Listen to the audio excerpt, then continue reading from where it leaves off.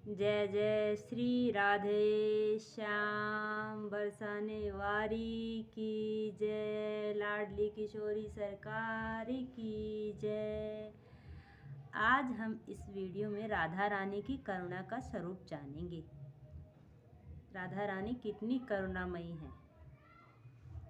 एक बार राधा रानी के गांव बरसाना में नंदगांव के सभी ग्वाल बाल कन्हैया के साथ होली खेलने के लिए गए। बरसाने की सभी गोपी ग्वालों ने राधा रानी को सूचना दी कि लाडली प्यारे श्याम सुंदर अपने ग्वाल बालों के साथ होली खेलने को आए हैं। ऐसा सुनते ही राधा रानी तुरंत अपनी सखियों के संग होली खेलने के लिए आई। सभी ने बरसाने की गलियों में माखन, गुलाल व अनेक प्रकार के पुष्पों से रंगों से, चंदन से और केसर से आदि से होली खेली। सभी के संग होली खेलते खेलते राधा रानी को शाम हो गई। राधा रानी ने श्याम सुंदर से कहा, प्यारे खेलते खेलते शाम हो गई है, अब तो सभी को यमुना जी में स्नान करना चाहिए। स्नान करके अपने अपने घर को लौटना चाहिए। राधा रानी की बात सुनकर श्याम सुंदर ने स्वीकृति दे दी और श्याम सुंदर अपने सखाओं को लेकर यमुना तट पर आए और राधा रानी सखियों के संग यमुना घाट पर पहुंची। सभी सखियां व ग्वाल बाल रंग से, गुलाल से, माखन से जो कीच बरसा था बरसाने की गलियों में, उस कीच में सने हुए थे। उस कीच से सने हुए सभी ग्वाल बालों ने यमुना घाट पर पहुंचकर स्नान किया व अपना अपना कीच धोया और साफ स्वच्छ वस्त्र धारण किए। इसी प्रकार सभी सखियों ने अपना अपना कीच धोया और सभी ने निर्मल स्वच्छ वस्त्र धारण कर अपने अपने घर को लौट गए।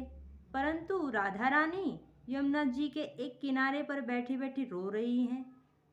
जब श्याम सुंदर स्नान करके लौटे तो देखा कि राधा रानी अकेली ही यमुना घाट पर बैठी बैठी रो रही हैं।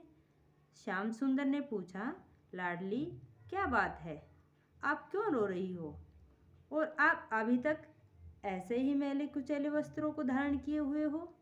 सभी गोपी ग्वाल स्नान कर करके अपने अपने घर को लौट गए हैं और आपने अभी तक स्नान भी नहीं किया। प्यारी क्या बात है, संध्या का समय हो गया है और आप रो रही हो, प्यारी क्या बात है? ऐसा पूछते हुए श्याम सुंदर ने राधा रानी के आंसू पोंछे और पुनः रोने का कारण पूछा। राधा रानी ने कहा, प्यारे श्याम सुंदर, जब यही माखन, गुलाल, चंदन और अनेक तरह के पुष्प जब बरसाने की गलियों में सजे थे तो सबने इनसे खूब होली खेली। एक दूसरे ने अपने मुख पर लिपटाया, प्यार से इनसे होली खेली। परंतु जब खेलते खेलते यह पैरों में रुंधकर जब यह सभी कीच का स्वरूप में परिवर्तन, ये सभी सामग्री कीच के रूप में परिवर्तन हो गई तो सब ने यमुना जी में स्नान कर करके अपने तन से इसको अलग कर दिया। किसी ने इसे प्रेम ही नहीं किया, अपने शरीर से अलग कर दिया। परंतु प्यारे श्याम सुंदर, मेरा तो स्वभाव ऐसा है कि यदि कीच भी एक बार मेरे चरणों में आकर लिपट जाए तो मैं उसको भी कभी अपने चरणों से दूर नहीं करती हूँ। राधा रानी की ये करुणा देखकर श्याम सुंदर गदगद हो गए और राधा रानी की ऐसी करुणा को, ऐसे सरल स्वभाव को देखकर धन्य धन्य कहते हुए प्रणाम किया। इसीलिए राधा रानी को बरसाने वाली कहा जाता है, क्योंकि वो सदा ही करुणा बरसाती रहती हैं, कभी किसी के गुण अवगुणों को देखती ही नहीं है। उसके दरबार में जाकर यदि कोई अपने संसारी दुख को याद करके भी रोता है तो राधा रानी इतनी भोली हैं, इतनी सरल हैं, इतनी करुणा की मूर्ति हैं कि वो समझती हैं कि यह कोई भक्त है और ये मुझे याद करके रो रहा है, और तुरंत उसको हृदय से लगा लेती हैं और उसके सभी दुखों का हरण कर लेती हैं।